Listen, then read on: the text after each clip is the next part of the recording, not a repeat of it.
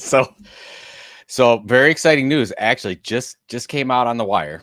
Oh, Cedar Point, my favorite amusement park, as you know. I grew up in Sandusky, Ohio. Cedar Point is in Sandusky, Ohio. They announced a brand new roller coaster, and I know how much you love roller coasters. So you got.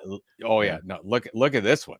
So that we're showing this on the screen here. This Siren's Call. It's called you ascend 140-foot tall Lake Erie shipping crane. Okay. And then you come to a dead stop at the top, and then you tip over. See how it's tipped over? Yeah. You tip over, and then you hang there for a little bit, and then you shoot down. So the reason why I'm bringing this up is opening day, you and I, front row. You want to do it? Yeah, I'll take a hard pass on that. Oh, come on. Yeah. What? You as the roller coaster aficionado, I thought you would be right in on this. Yeah. I'm a roller coaster aficionado. Like I don't know, something else that doesn't appeal to me at all. That's not. That's the opposite of roller coaster. That's right. I don't know, one of those the quarter rides at like a Stop and Shop or something. I'm a teacups kind of guy. I'm a teacups that kind of yeah. I can't believe you're okay. Well, somebody send him some teacups, and then we'll go on.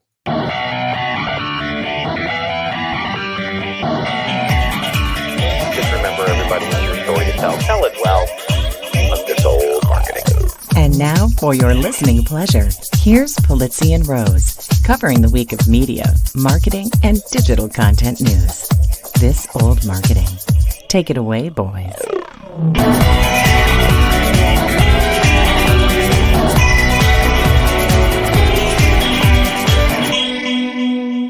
Hello, my friends. Welcome to This Old Marketing, proudly brought to you by the HubSpot Podcast Network, the audio destination for business professionals. And I'm, Robert Rose. Welcome to episode number 446 for Friday, September 20th, 2024. And with me, as always, as he always is, my pal, my colleague, and a guy who definitely doesn't hate Taylor Swift, Mr. Joe Pulizzi.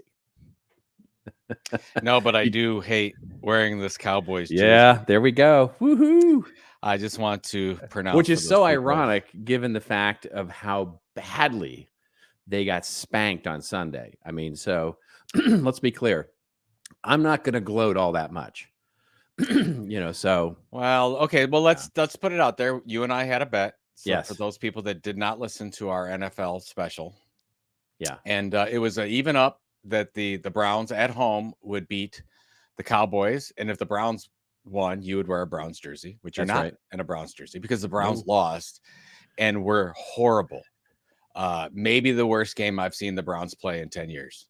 Since Johnny Manziel, which is saying a lot. Yeah. But you guys played great. You did all the things, whatever. You could have won by 40 points. You just basically coasted during the second half just to be easy on us. And you won by whatever it was, 16 points or what. So here I am wearing, you won the bet. I'm wearing the Cowboys jersey. Troy Aikman, for those friends who don't know who number 8 is. This is actually a very valuable. Yeah.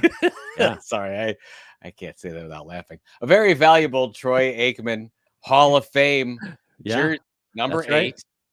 Right. Most people probably know Troy better as an announcer now. That's right.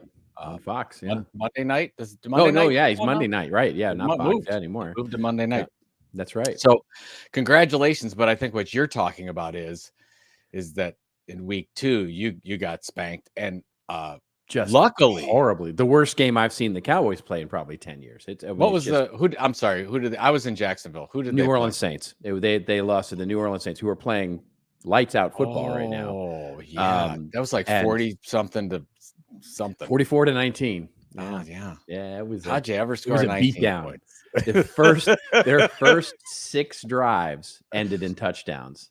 I mean, it's or not 6. 5. The first 5 drives ended in touchdowns. I saw the note that who's the Carr is the quarterback for New Orleans, right? That's right. He scored on his first 15 drives this year. Yeah. Do you believe that? Yeah. I'm like, where did who saw that New Orleans trade coming around? Alvin Kamara. Alvin Kamara, their running game is back is insane. Is insane. I mean, that coach that has been there now, I think this is his second year, is just in fuego. I mean, he is amazing. Kubiak is the coach there, and he's he was a disciple of Shanahan, and and all of that. So he brings that sort of West Coast offense and edge running to the game, and he's just boy, they're playing good football right now. So, and then while that was going on, Pam and I and some friends, we went to Jacksonville, which I know you did this in last the morning thing. Yeah, went to the by the way, I was regretting many life choices during that day because I probably going to Jacksonville is one of them. Let me just be clear. Jacksonville, it's in Florida. It's in Florida. Jacksonville, the stadium, which is Everbank, which they rename as Trevor Bank. Oh, dear. After the quarterback. Oh, no. Yeah. It's cute. It's cute. What they do is cute. I love the stadium. You can pretty much see a wonderful game from anywhere in that stadium. It's much better than the one we have in Cleveland. But anyways, we were lucky to come away with a win. So we're both now 1-1. 1-1. And it was, just to kind of wrap up that week. You and I, we were able to see each other in Cleveland for MAICON. That's right. With a lot of our friends. That was wonderful. But Thursday night, we ended up going to the game, and then lo and behold, there's like 50 people from MAICON there at the Guardians game, baseball game. That's right. So we went. It was going to be a thing. Yeah. So it was a thing. We went to that, and so we kind of continued the conference on Friday. Went and saw Rod Stewart and Billy Joel. Wow. And both of them were amazing. Which I'm surprised to say. I didn't know about Rod Stewart. Rod Stewart to me in my head seems like he should be 104. Yeah, exactly. But he looked great. Yeah. 17 costume changes, whatever he did. He played for Billy was late I don't know why he was late. He's not, I don't know. He was in therapy or something. But he was so Rod played for an hour and 40 minutes. Like he did his own show, and then 20-minute break, and then Billy Joel played for 2:15. Did he stand up at all? Rod? No, or Billy. Billy absolutely did. He did. Okay, good. Because he hasn't been standing. I mean, he's got some problem apparently. You do understand that he's a piano player. I do understand that you do understand that you normally sit at the piano. Thank you. Not everyone's Jerry Lee Thank you for Lewis. that education. Thank you for that education. But no, he also his concerts, which I've been to many, he stands a lot. He sings. He gets up and sings. And by the way, stands at the piano as well. He used to stand. He used to jump all over the piano. He used to play it reverse. He used to kick the thing out. And that was in the 70s. But yeah, I mean, that was when you were like 30 or 35, something like that. Okay, all right. You're done with this conversation. Yeah. No, I wanted to tell you based on what you just said. He had like a 2 or 3 song break where he stood and he kind of made fun of himself because he was standing, but he did the entire encore standing. You may be right. It's still rock and roll to me. Yeah. The whole thing stood up. It was great. His voice is still unbelievably great. That sort of residency he did at Madison Square Garden for so many, years, I think it was. Still going. But yeah, it's just, is it? It is. It's restarted because my oldest and I, we went to see his last performance before COVID shut everything down. Oh, okay. So we were there in late January of 2020. And then, of course, everything happened. And then we didn't know if it was ever going to happen again. He actually started it up again. Doing it on a regular basis. Yeah. But great concert. And then, so that was Friday. Saturday, went to another Guardians game. Guardians are going to make the playoffs. Cleveland's very excited about this. We love our sports teams. You're what we call the man of leisure these days. You're a man of leisure. And then, so we were out late. We finished watching the Guardians win. We were very excited, and then got on a plane at 5 a.m. to head to the beautiful Jacksonville, beautiful stadium. Would we describe it as beautiful? I don't think we would. Well, you're biased toward anything Florida, and our listeners know this. I know. You just hate fun. Florida. It's fun. It's fun. It's fun. It's what's fun. You making fun of Florida? Yeah, me and the beef I have with Florida, basically. But thank God they won, because I would have been really, really devastated. So they're 1-1, and it seems like 1-1 as you're 1-1. It's okay.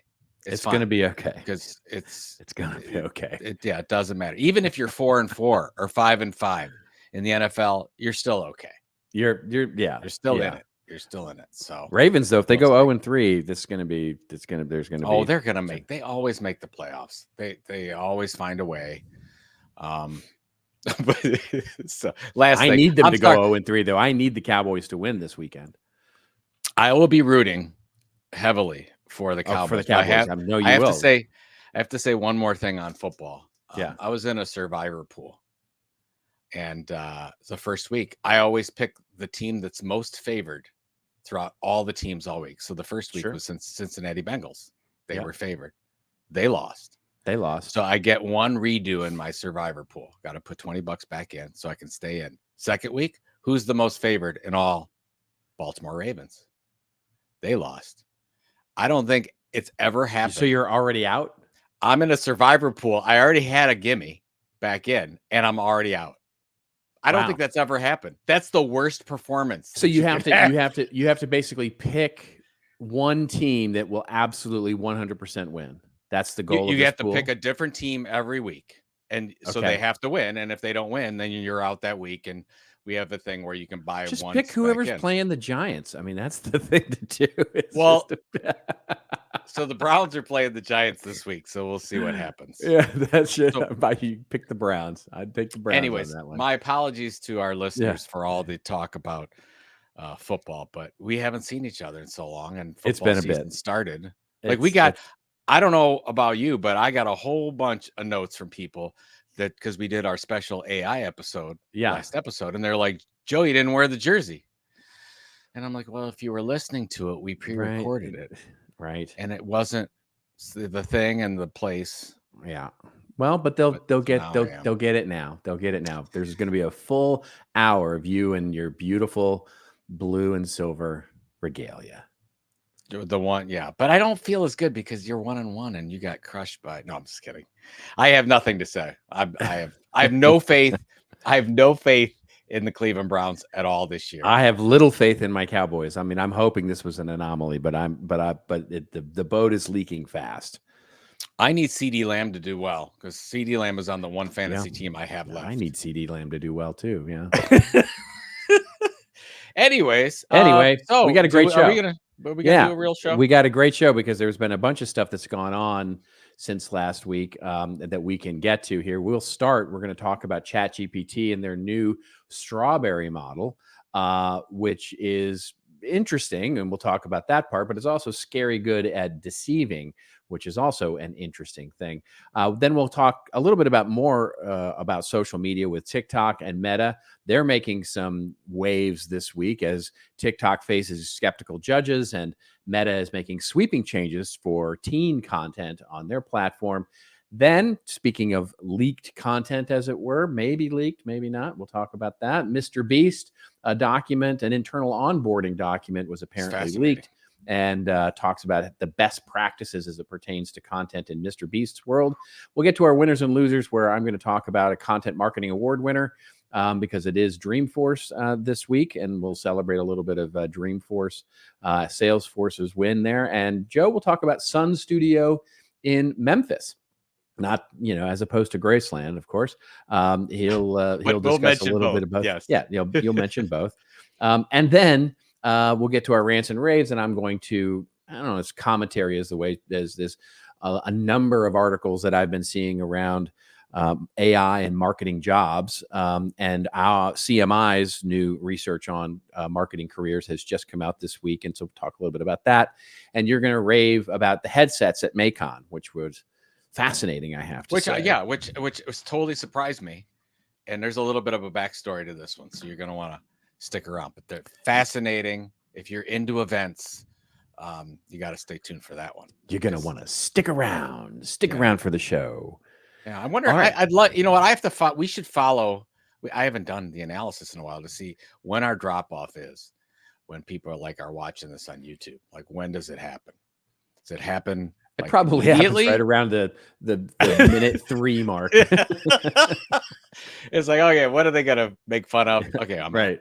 I'm done. You know, and they hear that they hear whatever, however I'm going to introduce you, and they go, all right, I'm done. That's it. All right. That's enough. Okay. Let's get to our first story here, which comes to us courtesy of Vox. And the headline here is a new follow-up to ChatGPT. Well, it's scarily good at deception. The safety paradox at the heart of OpenAI's strawberry model. And they have I guess that's an AI generated strawberry there. That's an interesting thing. Anyway, the article opens up by saying OpenAI, the company that brought you ChatGPT, is trying something different. Its newly released AI system isn't just designed to spit out quick answers to your questions. It's designed to think or reason before responding. No, it's not, but okay, we'll get to that. The result is a product officially called O1, but nicknamed Strawberry, that can solve tricky logic puzzles, ace math tests, and write code for new video games, all of which is pretty cool, says the article. Here are some things that are not cool: nuclear weapons, biological weapons, chemical weapons, and according to OpenAI's evaluations, Strawberry can help people with knowledge in those fields make these weapons.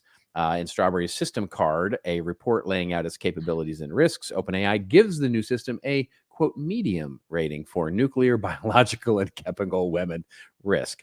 Its risk categories are low, medium, high, and critical. That doesn't mean it will tell the average person without laboratory skills how to cook up a deadly virus, for example, but it does mean that it can help experts with the operational planning of reproducing a known biological threat and generally make the process faster and easier, which sounds like mostly what OpenAI's, ChatGPT does with everything else. But okay, so the article goes on to talk about how one of the dangers seems to be that it will try and accomplish a goal without really thinking about what the implications or the sort of damage might be to that particular goal, which has always been one of the bigger fears around AI. So what say you? Have you tried it, and what do you think? I have tried it. First of all, if people are really interested in it, I listened to the Artificial Intelligence podcast from Paul Raitzer and Mike Kaput, which is a great pod. If you're into AI stuff, it's a worthy listen. They do a great job going through it. What I thought was interesting, all the things that we don't have to, basically. Yeah, exactly. What I thought was interesting they talked about is that the genesis of this entire project came about at the same time of Sam Altman's issues last year, where he was gone and now back, and the whole thing, and people left, and so it seems to be the thing that made everybody got him fired originally, and then made everybody want to leave. Was that this project, that this was a little bit too much risk for OpenAI? Some people felt, and this is labeled Strawberry, or what is it? IO? What is it called? It's O1, but they call it the Strawberry release. What? Come on. Dumb. That this, let's see, when this whole thing started, they go through and they said this is medium. I think they could call it medium risk, and OpenAI won't launch anything more than medium risk, which it's a little concerning. Let's just put it out there. But I did use it, and here's where I think the benefit is for marketers out there. First of all, you don't consider anything coming out of here 100% correct. You should assume that it's not correct. They tell you that. But from a synthesis analysis standpoint, I'm really impressed. Just asking it business questions and giving thoughts about certain things, and I'll give it I'll say, here's your time frame, or here's what I like. Hey, I'm a content creator and I want to go this and I want to do this. What would you recommend I do? Like, those types of questions it's almost like you have a little AI assistant with you from that standpoint. So I could see it from a strategic standpoint really coming in handy. At the same time, I'm perplexed, because normally you and I, from a strategic standpoint, we think about these things, and we go through the process of getting a lot of things wrong to get to the right answer. And that is a worthy process to go through. And if I just go to an AI assistant to ask that strategic question now, am I doing something wrong? Am I missing an important part of the process which is just going to hurt me later? That's kind of what I was coming through to. But again, this article, which is a fine article from Vox, talks about all the horror. It could deceive you, and all. OpenAI comes right out, of course, and says it's going to be wrong. It could do bad things. Use at your own risk, which I guess inherently is the problem. Right. We all get to use this at our own risk. And does this mean that somewhere shortly the government needs to come through with some kind of regulations on usage, or is this just going to be mamby-pamby land all over again? I don't know. Oh, mamby-pamby land. We haven't talked about mamby-pamby land. But yeah. What do you think? I think you're right.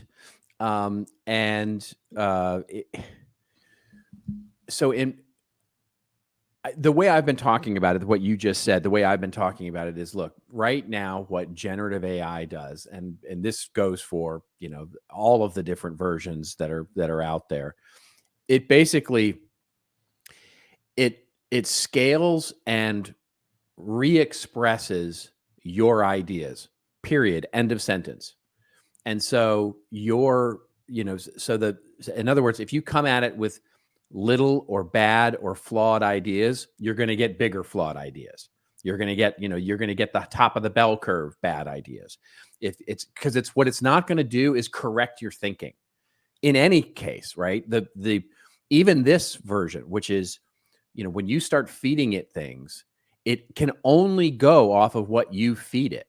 And so when you feed it something, it's going to re-express those ideas, solve that particular problem, do that particular thing. And it's never going to push back and go, that was a dumb idea to begin with, or that's a bad idea, or that's an illegal idea. That, it's not going to do that. It's going to always answer in the affirmative and give you the top of the bell curve of how it should actually solve that particular issue. So what you get, every time I hear this, and look, it is an amazing technology. I want to be very clear, and it's going to do, and I've listened to Paul talk. I listened to his last 2 episodes in full. His episodes tend to be just so chock-a-block full of information. It's like, they're really great episodes. But they tend to be in the, the world is changing, right, kind of thing. They tend to theme out on the this is coming, the winter is coming kind of thing. And I don't disagree with that, but I think it's going to be our misuse of this, not the actual technology itself. And that's what Paul, by the way, that's what Paul talks about, is that we have to talk about it in order to change our behavior to be able to deal with these things in the right way. Because it doesn't matter whether we like it or not, or whether the government comes. It's going to happen. It's happening. Yep. It's here. It's inevitable. It's not a maybe it'll come. It's inevitability that it is coming. And so the question is, what do we do about it, right? What do you do about that?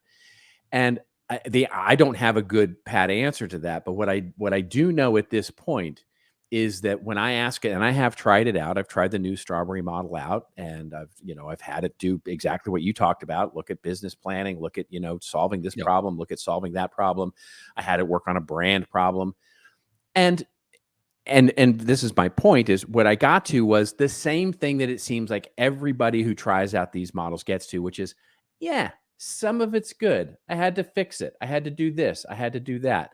It's good to a point, right? Which means that it's giving you that highest level of the bell curve, the most, as I've said before, AI doesn't give you the best content. It gives you the most average content, the most probable content.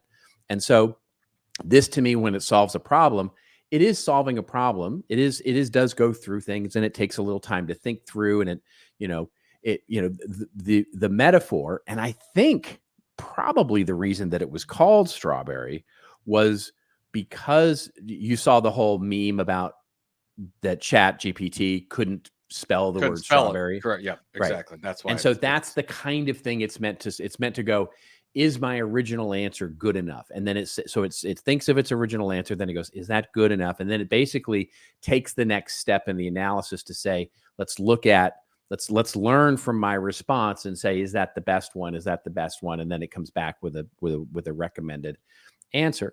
And so it'll get better. It will. I'm sure it will get better over time as more people train it, as more people get into it.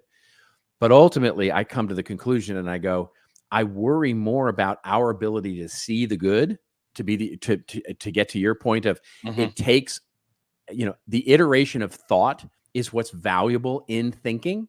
It is not the sort of shortcut to the end answer, which is like, yay, great. I get to an answer in 3 minutes instead of 3 hours. But honestly, that 3 hours was worth it. That's my concern with just this statement. I mean, everything you said is right, but I'm wondering if maybe I should not go to AI for certain things and actually go through the human struggle of thought and just try to figure that whole thing out. Because that's part of the human experience. The human experience of coming up with something that is new, innovative, different, is not jumping to a shortcut. It is not, that iteration of thought is not a problem that necessarily has to be solved. Every time I hear about, hey, you can write a business plan in 4 minutes instead of 4 days. Okay, that's great. But honestly, if I don't go through the process of actually sweating and getting all those, getting all my brain, what am I doing to my brain? Like, what am I doing to my intelligence? What am I doing to my emotional intelligence? And that's where I worry. But I think and again, watched Andrew Davis's wonderful keynote at MAICON. It keeps building on this doppelganger idea. I think if you're smart about it and you use one thread specifically over time and teach that one thread to do a specific thing, it's really valuable. Like if you wanted just one thread to work on SEO copywriting, like you could really, but you have to put in the time to teach it. Here's how I write. Here's what's important. Here's the persona. Here's you can keep all that stuff as like you hired somebody to do that. You absolutely could get the most out of it. So from that standpoint, but again, I loved your, it kind of makes us more of ourselves or whatever we put in. It reminds me of The Mask and Jim Carrey. You put the mask on, you become more of exactly whatever it is you are. Right. That is and right. Jim Carrey was, he was a big comedian and he was doing silly things and everything that he did was a joke. And then the guy at the end got it and he was, the clouds formed over his head because he was evil. That's right. You could go either direction with it, but that's right. So what I'm waiting for, and I have to imagine that it's coming, is the model, whatever it is, 01 or, Frankenberry or whatever the hell it's going to be called. I hope it's Frankenberry. I hope it's Frankenberry as well. It comes out and says, when you give it a prompt or you give it a question to ask, to have it come back and go, you're thinking about this the wrong way. Yes. Right. You're asking the wrong question. You're asking the wrong question. This is, you need to think about this in a different way. And by the way, or you shouldn't think about this because it's a stupid idea or it's a bad idea or it's an illegal idea or it's a flawed idea. Yep. That's when it starts becoming helpful, not when it sort of does everything you asked it to do to accomplish a goal and always answer in the affirmative. So just to wrap this up, I think that, and Paul Reitzer went through this in his opening keynote, is whatever outputs we're getting right now with the amount of billions that have gone into these language models, the answers you get back, I don't know, that right now are probably like a high school graduate or like just getting into college or whatever that level is. It's really good. It's not great. Still at a beginner level. But he was saying that it's going to be in a very short time, we're going to be getting answers back and the kind of thing that you're asking for and looking for, that's going to be like a Nobel Prize winner, like 99.9% better than every other human being. Right now, what are we at? 50%? Like it does the job of an average human being, which is great. Like Andy Crestodina talked about, AI is kind of average intelligence right now. It's like the average answer. You want average output and content, use AI. You'll do great. But I think that what I keep telling myself over and over again is we are not that far away from this thing just being more exceptional than any human being we know. And then from then on, I mean, it's whatever, 1,000 times better than we're at right now. I don't know. That's the thing this doesn't scare me with the medium risk. What scares me is in the next two. And I guess that's why I feel, I don't know, I'm torn. Do I stay away from it or do I have to keep testing it and working on it? And I think as a marketer, as a content creator, I have to kind of, you got to continue to work with it, right? Yeah. You got to understand. I have to know. Right? I have to know enough. That's right. You have to know enough. Right. And that's and yeah, I mean, I worry that, look, at the level that it is now, which is, whatever it is, PhD, or it's high lower. level, It's like lower master's degree. It doesn't matter, right? The point is that for the bell curve of the human levels of intelligence, the human levels of knowledge that they have, it's already way past that part of the bell curve, way past that. And what is concerning is that people will ascribe and the value to it because that they perceive it to have that level of intelligence already. I already know people who use ChatGPT and ask it questions, and whatever it says they take it as the is answer. golden, right? Like I mean, it is absolutely certainty, because why would it? It says it in very smart words. It uses words that I wouldn't use. Sounds like my college professor when it comes back at me. It's like, yeah, that's the problem, is that our human levels of average intelligence look at that and go, we're not capable of seeing and being the arbiter of good, and we have to be the arbiter of good. You know what the problem is, though? A lot of people do that with search too. I It's know. the same. You But type the something into difference Google, it's is- like, oh, Google said this. Well, is that? Did you double check But the that? diff- Did you get yeah, but another source? Did you? The difference is when you do a Google search and you click on something, the thing that you've clicked on becomes the source of the information. And so your brain immediately goes, I'm smarter than, a Facebook post, or I'm smarter than a Twitter post, or I'm smarter than this politician, or I'm smarter than this business. You immediately, your skepticism hat comes in. When it comes from sort of something that everybody's telling you is smarter than you, now all of a sudden it's like, okay, the cognitive bias kicks in and says, okay, I guess it is smarter than me. Yeah. Till Frankenberry. Yeah, till Frankenberry. Yeah. We continue on. Well, speaking of Frankenberry, did you okay, so now were you a Frankenberry or Count Chocula or Boo Berry? I was Fruit Loops, man. Fruit Loops. I had them all. Fruit Loops and Fruity Pebbles all day long. I had them all. I had Count Chocula, I had Lucky Charms. What? I was the sugar cereal king, man. Actually, my favorite cereal, Golden Grams. Golden Grams. Oh, those Golden Grams. Oh, those Golden Grams. Yeah. All right, let's pay some bills. Let's do it. Does it feel like your teams are getting pulled in a million different directions on a million different platforms? That's why HubSpot brings everything into one easy-to-use customer platform. With everything at their fingertips, from AI-powered chatbots to instant performance insights, everyone can deliver killer results and grow revenue faster than ever. Because when your teams work better, your business grows better. Visit HubSpot.com to get started for free today.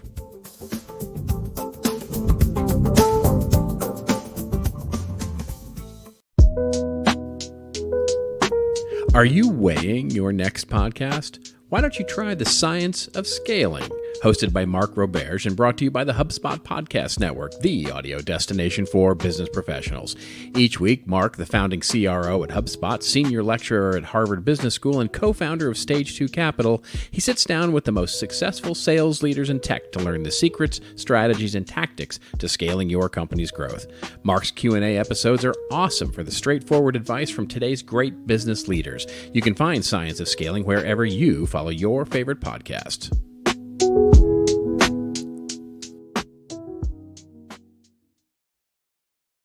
Did you say the Dreamforce is going on now?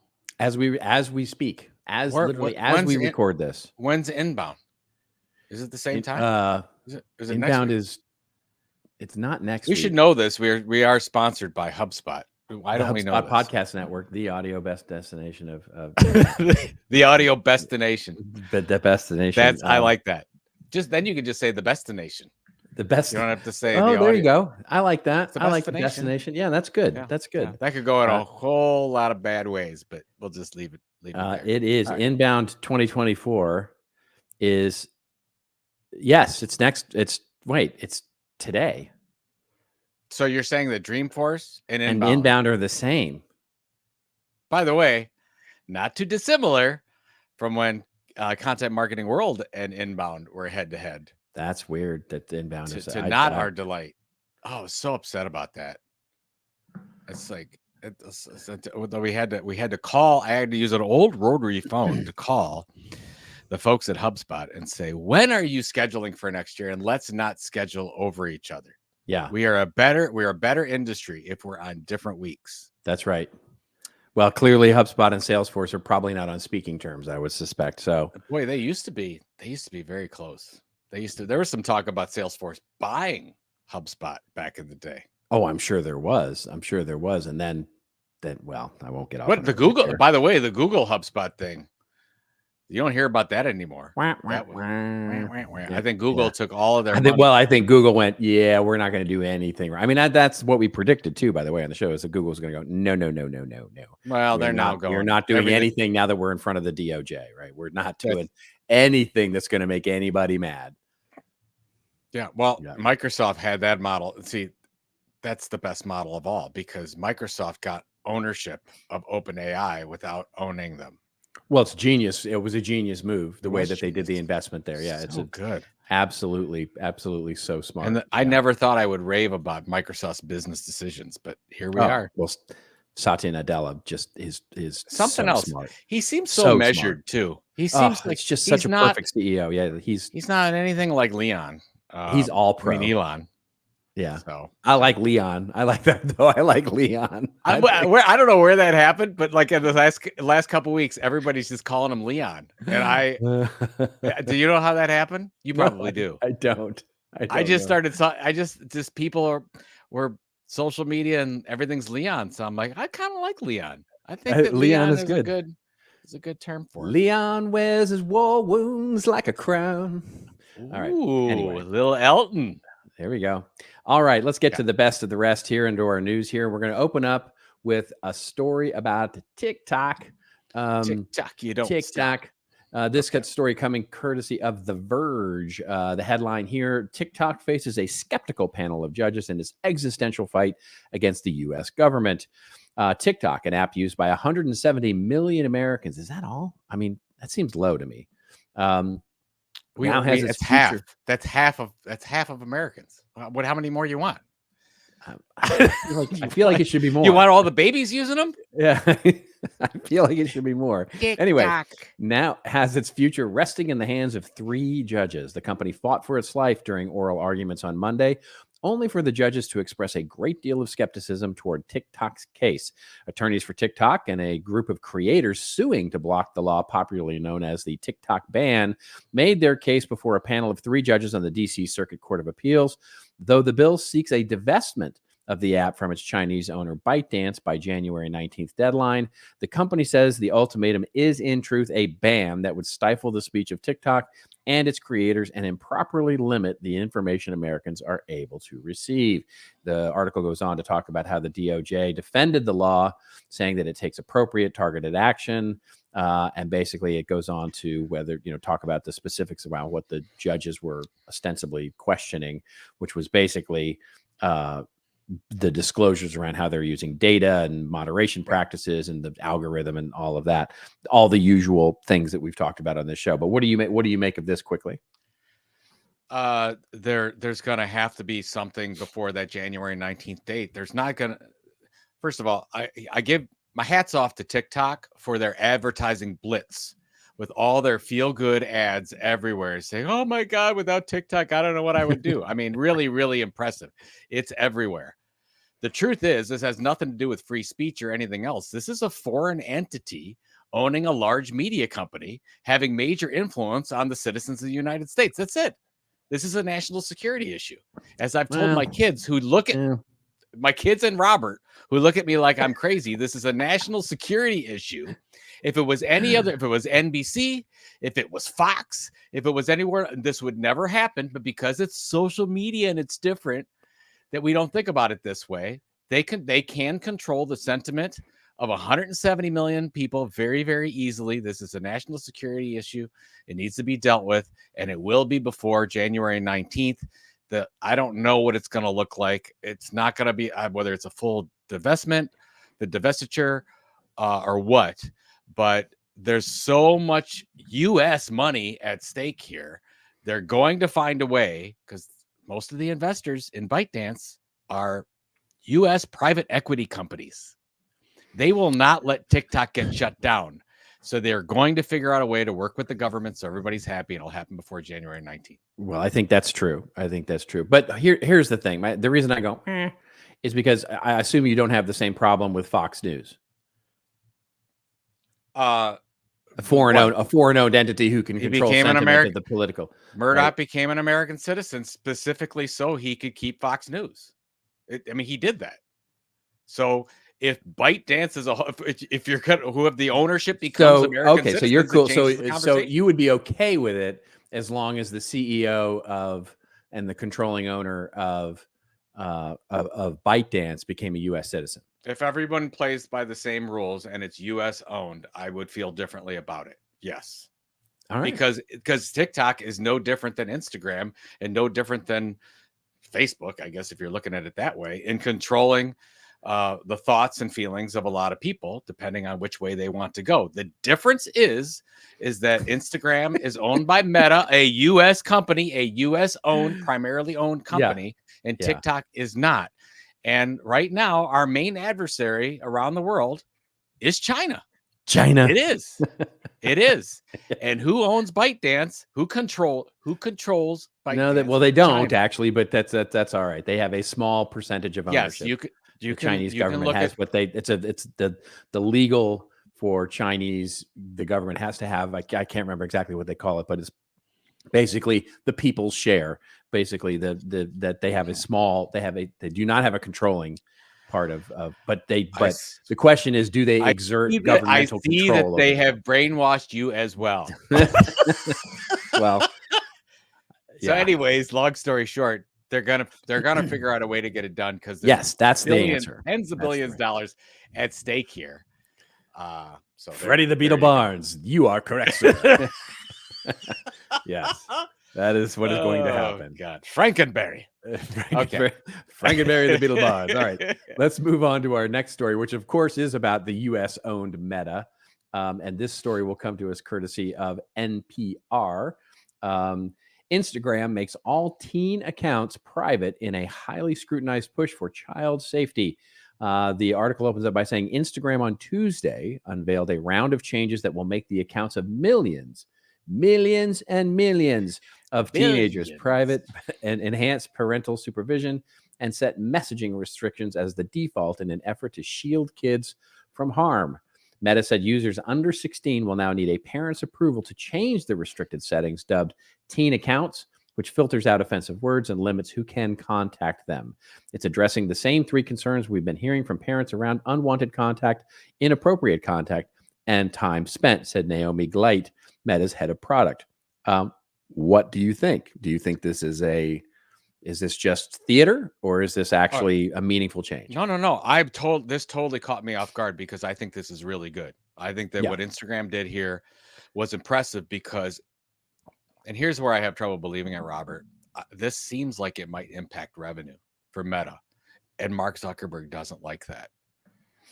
So making this decision that it might actually hurt overall sponsorship and dollars and then usage, I'm really surprised they're going to do this. Is it far enough? I don't know. I mean, the fact that like a teen can't get messaged by somebody unless they actually follow. I mean, that's a big deal. I think you can't get rid of some of the stalking stuff that happens. I mean, there's all kinds of horrible things that are happening on social media. But here's what I can't believe. And here's why something bigger.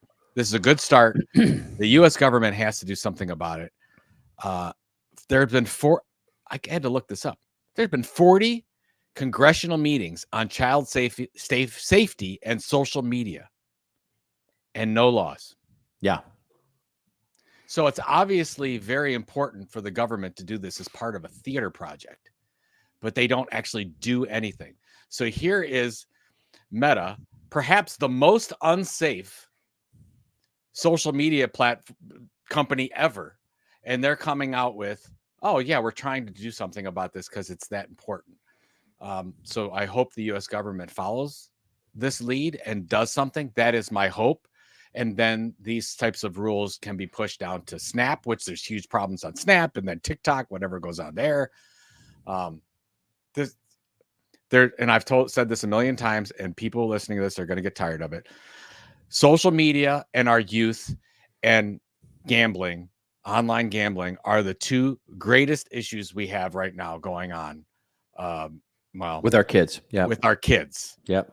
I'm not going to get into the mass shooting thing, but those two issues that we talk about generally on the show something has to be done about it. Right now, we're doing nothing at all about kids and gambling, but we can do something about this. And it sounds like Instagram stepped up. I think you're right. And I think this is Meta looking to get out ahead of this, right? In some ways to get, because they're looking at seeing, what happened with Telegram over in Europe with that CEO. They're looking at how public sentiment is really turning here toward this. They're looking at how the government is absolutely, I think they're also it's not lost on them how, I'll say this with a bit of, with a big chunk of salt on my shoulder, which is, the way the election seems to be turning. And I think they're starting to they're laying the groundwork for this in a way that makes them look like they're out ahead of this. And to a large degree, I think they are. Yep. I think this is something that was overdue and something that needed to happen. And so much more, to your point, needs to happen. And it's the anti, Leon, right, strategy here, right, which is, this idea of what does free speech mean, and all of that does not mean that we can't protect our kids. Don't get me started on Leon and this whole thing. I mean, the amount of things that he's done in the last couple of weeks on Twitter. I mean, it's hard to fathom that can happen when he has this audience of over 150 people and he can say these things. It's just, anyways, whatever. I'm not buying a Tesla.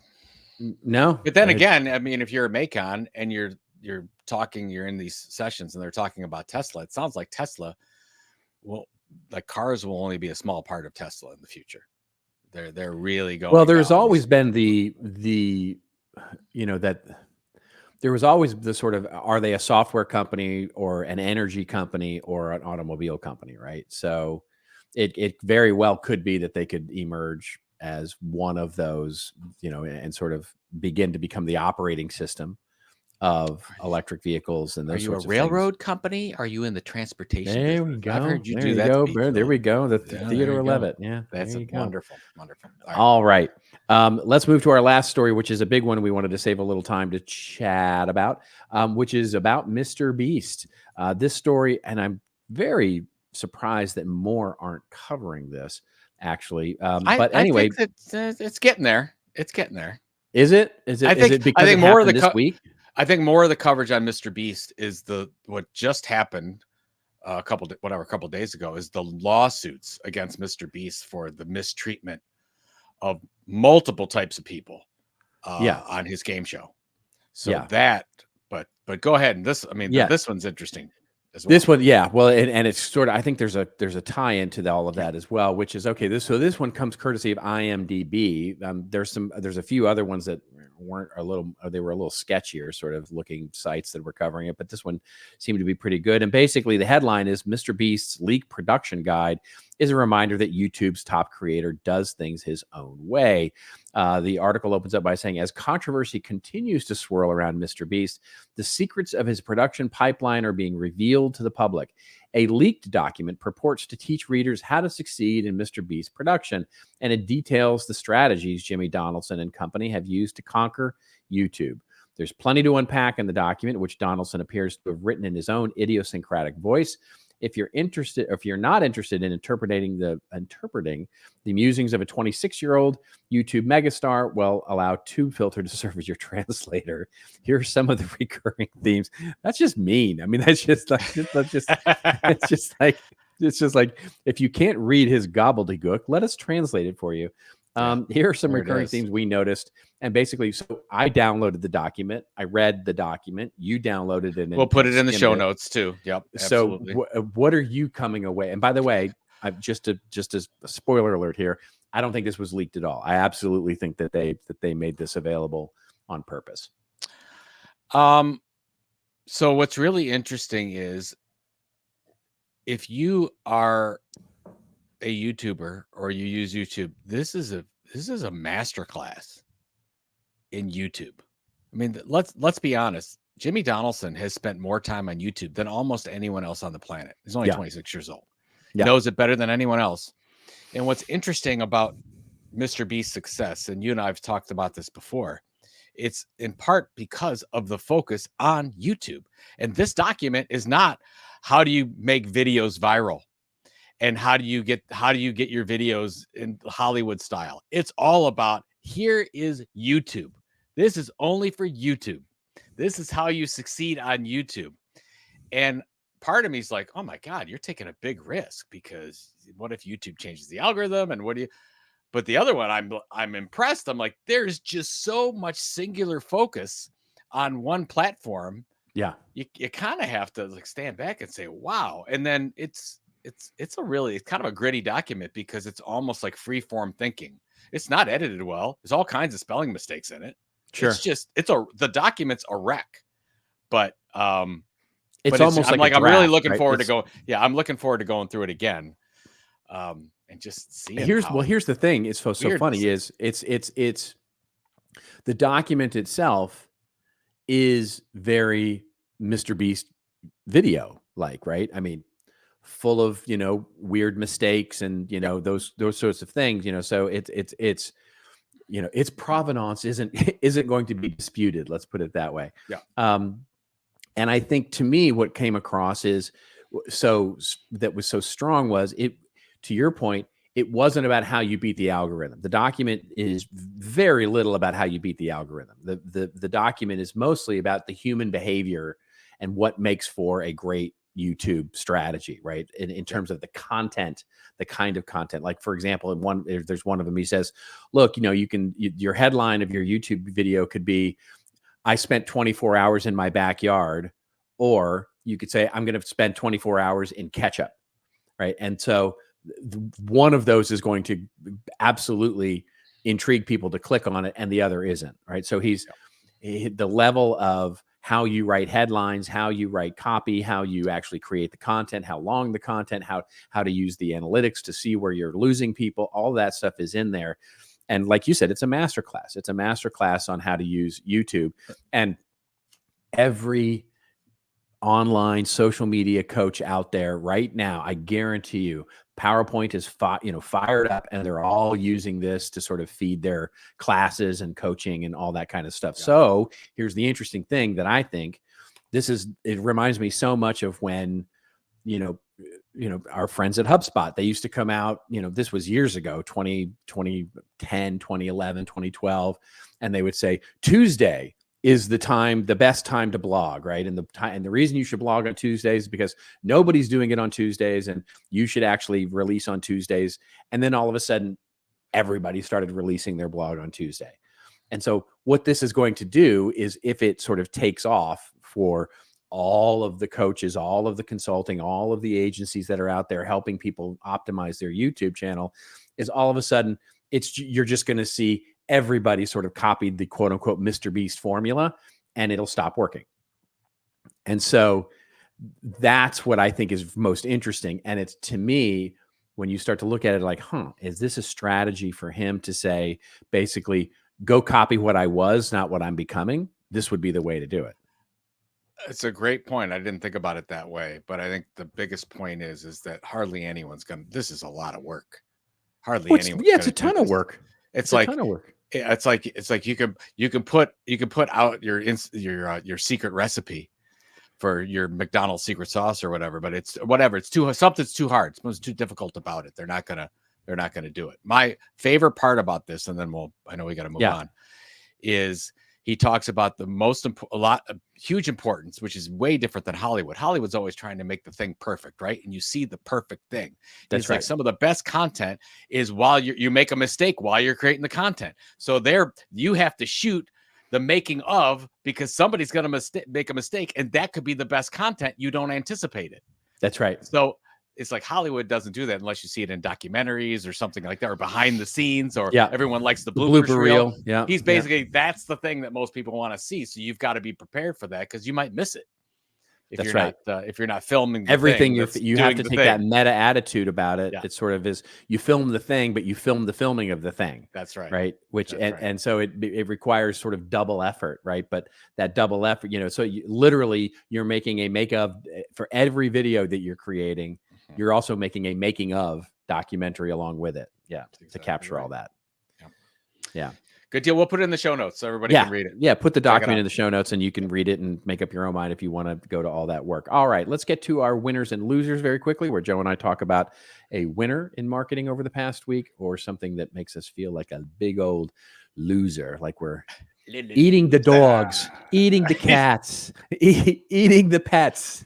The worst thing that ever happened to me was hearing that song. Oh, it's so good. It's so good. I love it so much. That guy is super talented, and I can't get it. I can't get out because it's got a hook. It's like it's totally good. It's eating the dogs. It's a decent. And then in the end, when the dog and the cat are singing, I'm like, I've lost it. It's so good. And the memes of the dogs that have the scared look on their face is just it's killing me. The whole thing is just killing me. It's so good. Yes. All right. Anyway, so you want to go first or shall I? Yeah, I'll go first. Short. Mine's very short. So my winner is Sun Studio. So JK, our wonderful friend, went and he just celebrated his 50th birthday, and part of that celebration is we went on a trip down to Nashville to go to Jack Daniel's and do a private tasting there. That was super fun. And then part of that trip was going down and we were going to go to Graceland. Before hitting Graceland, we found Sun Studio, which is when you go and travel there, you're like, this is it. Like, it is very small. It is basically 2 rooms. And by the way, if you're not familiar with Sun Studio, that's where Elvis Presley was first recorded. It's Sam Phillips' studio. You can go right to the place where they recorded. You could hold the mic where Elvis sang into. What's amazing about this thing is there's so little content. There's 2 rooms of content. There's really 1 room where the thing actually happened. But the best part is they wrap it in so much amazement and so much positive human reaction is you want to give them more money. Like they go in, everybody's smiling. Welcome. Thank you so much for coming. This is wonderful. The tour will start in a little bit. The tour guide, the human tour guide is there and is a fan and is talking about this. Like, this is their heaven, and really go through that process. And it's a short tour. It's like 30-minute tour, 35-minute. And I'm like, oh my God, Sun Studio, greatest tour ever. It's 2 rooms. Right. I just was so amazed that they took this little piece of content that they had and they made so much about it because they wrapped it in just an amazing experience. And maybe the reason why it's having such a positive impact on me, and you and I talked about this before the show, is right after that, we went to Graceland. And Graceland has some of the greatest content you'll ever find. I mean, there's so much of it, the house and the cars and the outfits and the grounds and the horses. Sure. Everything. But everything surrounded is very businesslike and very move to the left and get your iPad and no humans to tell you about you're basically listening to with Uncle Jesse, John Stamos give the iPad tour. And I was just comparing the 2, and I'm like, and the thing that it really reminded me of is how many people that we know have amazing newsletters and horrible sign-up processes. How many of you have this incredible like I always think about a magazine, right? The inside of your magazine, you've got great stories and great art and great layout, but your cover is terrible. So nobody's going to want to open it. Right. So it just reminds me of no matter how good your content is, you have to wrap it in something that makes people compelled to want to actually engage in it. Treat it like a product. Exactly. So I come out of this whole thing talking about how amazing my Sun Studio tour was and compelling people to go there and saying, Graceland, wouldn't do it again. Kind of thing. So I agree with you. And by the way, I went 20 years ago and I went to it and it sounds like it's gotten worse. Actually, did they have at Graceland, did they have human tour guides? No, there was no guides when I went, there was no, I mean, you basically walked through it yourself. They had, they had a book, they had a magazine that you could get and sort of see what the context was. And they had, I don't know if they still do, but they had little plaques next to the. That's all the so stuff. The plaque that was the basically iPad. And you hit play on this point and whatever. Right. They didn't have, was no, well, is that true? I might be overstating that. They might have had the option at certain times to have a human walk you through, but we were, when my wife and I went, we were just like, let's just walk through. We'll walk through ourselves. And so we walked through ourselves and did that whole thing. And so, and maybe that was in a private tour. Maybe that was a private tour that I didn't get. Yeah, it was just creepy to me. It's just like walking through a dead guy's house. It's like, it is a little bit like that. But if you get a chance and you're down in Memphis, I recommend the Sun Studio tour. It's $20. It's $20. Yeah. Very good. And the guy that does the tour says, I don't get paid for this. Whatever tips you want to give me. And everybody's just whatever they got. They're just dropping it because the guy was so nice. good. Yeah. Nice. All right. Very quickly here. My winner is, as we talked about, Dreamforce is happening this week. And I just wanted to give a shout out to the folks that had put together Sales Blazer, which won the Content Marketing Award this year for Best Project. It's just a cool, they just did a really nice job. We've sort of lost the story on owned media this year, because so much of it has been built around putting content out on LinkedIn and social media and all of that. And they just built the most incredible educational, they sort of combined a blog plus education plus a community for sales professionals to actually learn from each other, but also have a curriculum and have getting really good at sales. It's totally an enablement platform for Salesforce customers, obviously, but it's just a fantastic way to teach modern sales techniques, and have a community that people feel a part of. And it's just an awesome project, but it won, and I wanted to give a shout out. So it's a big win. It's a big win this week. And where do people find more on that? Is there going to be a story out on it? Or I'm sure there will be. The awards just came out 2 weeks ago, and so I'm sure they're working on stories to talk about that. And of course, Content Marketing World is in a few weeks, so it'll be featured there for sure. Yeah, perfecto. Perfect. All right. Now it's time for very quickly wrapping up with our rants and raves, where Joe and I go off on a little bit of a rant or a little bit of a rave that makes us feel like we love Taylor Swift, or something that makes us feel like we hate Taylor Swift. Why do you have to say you hate anybody? Why do you saw the tweet? Yes, you saw Trump's tweet. I saw it. Yeah. Okay. All right. I saw it. It said, I hate Taylor Swift. Yeah. In all caps and many exclamation points. It's so good. It's like why do she's just living rent free in his head. It's just so. Oh my God, awesome. that is great. That's a great way to put it. Yeah. I'm like, that's the first thing I thought of was like, that's very Christian. It's very Christian. It's so Christian, full of grace. All right. So what do you got? What do you got to talk about? So I thought this was interesting. First of all, congratulations to Paul and Kathy and the whole team at Marketing AI Institute. Yeah. I mean, what's a wonderful about seeing that Marketing AI conference grow is I was there at the very beginning one, and then right after, went through COVID, and they had struggled to get 200 the first year back, and then a little more momentum the next year. But you're at a point where you don't know if this conference is going to make it. Well, they hit 700 plus last year, and I don't know how many they had. Well over 1,000, 1,100, 1,200, 13. I don't know how many they had, but it looked like they almost doubled attendance from the year before. So congratulations to them. It was a top-notch conference. It was tremendous. Well done. It was very well done. In the exhibit hall, by the way, this is in Cleveland, Ohio, which, by the way, if you do events, you should come to Cleveland and do them in Cleveland, Ohio. Anyways, in the attendance hall, they had these demo sessions, or in the exhibit hall, in the demo sessions, and on either side, there were these big screens and somebody in front of them from a software company doing a demo, and it's very loud, so no one can hear it, but you could pick up these headphones that were different colors. It was either red, blue, or green, depending on who was talking about them. And so you could listen to a demo while everything else was going on, and it didn't have to go into a room, but you could pick it up and listen to it.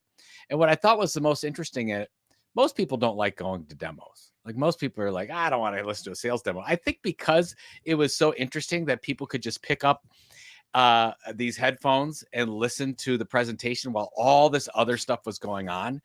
And I hadn't had that experience. Only one other time at one other event, and that was at NAMM, the big music. What's NAMM? National Music Association of Music Merchandisers, I think. Something like. So yeah. I had a one of their keynote presentations inside the exhibit hall, but it's so loud. I mean, there's music everywhere, but they give you the headsets. Right. And I think the novelty of that worked really well. And we're talking about doing something like that for CEX specifically because what's really funny is a couple days before MAICON at our house, we had a silent disco party. I was going to say, it's just like the silent disco. It was the same headphones. It was great because that's where Yeah. you have basically 3 different dance playlists going on, and you get a headphone and you could switch it on whichever one. And, depending on which song you like, and you mill around with other people that are dancing to your tune or whatever. Yeah, I just thought it was a great use of the technology because it made it look like something. Oh my God, look at all these people. I want to definitely get on. And I'm sure the people that were giving the demos just were super happy because there were always like 100 people listening to a demo. I couldn't get over it. It was great. That's good stuff. Yeah. That's really good stuff. Good stuff. What you got, sir? I got speaking of AI. So I have seen, this week, and I authored the blog post on it, was CMI released their sort of yearly research study on marketing careers and where marketers are in their careers, and especially as it pertains to content and what's going on there. And in doing that, maybe it's confirmation bias or frequency bias or something like that. But of course, I've seen now so many others that are out there talking about where we are with AI right now. And it's interesting to me as I start reading all of this research about AI and jobs and where it's going and all that kind of stuff. There's just so much conflicting information and so much hand-wringing and twisting of stats, which is not uncommon, by the way, in marketing to twist the stats around, where we say 40% of marketers feel like they don't have enough budget. Well, that means that 60% actually do feel like they have enough budget, right? So it's those kinds of twisting of stats to make a headline out of find the story, basically. And so when I started looking at all this stuff, I just started comparing them, and it really tells an interesting story. And again, I'm fully aware of the meta nature of this, the fact that I'm telling a story about telling a story, so caveats duly noted, right?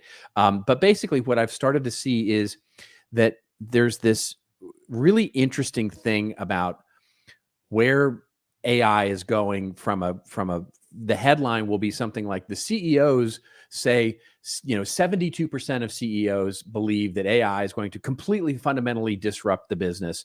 And basically, it's going to completely replace all the marketers, or it's going to completely, be able to replace all of our content creation efforts and all that kind of stuff. And then you see the actual results, right? You see the actual data. And it's interesting because one of the things that we found in the study that we did was that there's this really weird, dissonance that's happening, right? Where so many marketers believe that it's going to change, the nature of what it is that they're doing and put them out of a job. But if you then look at actually what's really happening, it's quite the opposite, right? It's not happening. And just 2 quick stats, right? So Gartner did research where they looked at 300,000 job ads, and literally 3% of them had anything to do with AI or the fact that you had to have AI as a skill, right? So we're not looking for people with AI skills at the moment. We're still taking the idea of AI and teaching it to our employees. That seems to be what's going on here. Another one was the fact that when you looked at how many people are being displaced, it was if you looked at all these numbers come out of the sort of job reports of the last 12 months, which it's an incredibly small number of people who were displaced by AI. Yep. But if you look at how people feel right now, it feels like we're getting displaced by AI. And so the fascinating thing to me, and I guess the rant, if it is this sort of twisting of headlines that media, that vendors, that people are doing as part of their content plan to create this fear, uncertainty, and doubt in the marketplace. It's working. People are freaked out and scared and really believe that it's all coming down this way. But the data just don't point to that. The data just don't point to the fact that the old classic bumper sticker, right? It's not AI that will take your job. It's somebody using AI that will take your job. That it doesn't see, actually, the first part of that seems to be more true than the second part seems to be true. So I just want everybody to consciously, and this was sort of my talk at MAICON as well, which is to sort of, just pump the brakes a little bit here, right? If you feel behind, know that everybody feels behind. If you're not putting as much time as you feel like you should into AI, nobody's putting as much time, maybe with the exception of Paul Reitzer and Mike Kaput, right, into AI that you are. And so learn it, understand it to the extent you need, but understand that really, and then the data point to this as well, because every one of those marketing studies, when they say, what is the number one skill? What is the most important thing? What is the most important thing for new employees in marketing? It's always storytelling, strategy, the ability to, write well, the ability to think about integrated things, technology, all of those kinds of things are the classic things that we need. And so that's where we want to focus our efforts right now. If you're trying to get hired, or if you feel like your job might be in jeopardy.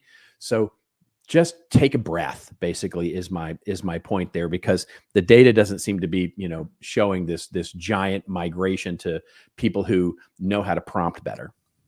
I just saw, to your last point, I saw a thing out, I don't know how many years ago, but it was Warren Buffett. And the question was, what's your advice to any person in business out there?